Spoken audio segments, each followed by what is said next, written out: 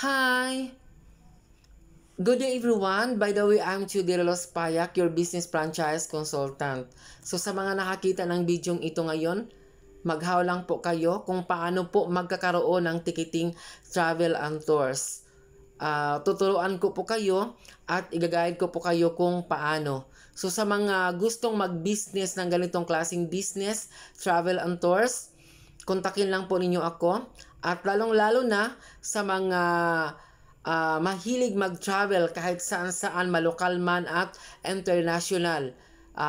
Access lang po natin yung GPTT system ng Global Pinoy Travel and Tours para may sarili na po tayong system na pwede nating i-business at pwede nating gamitin sa sarili natin para sa mga travels po natin.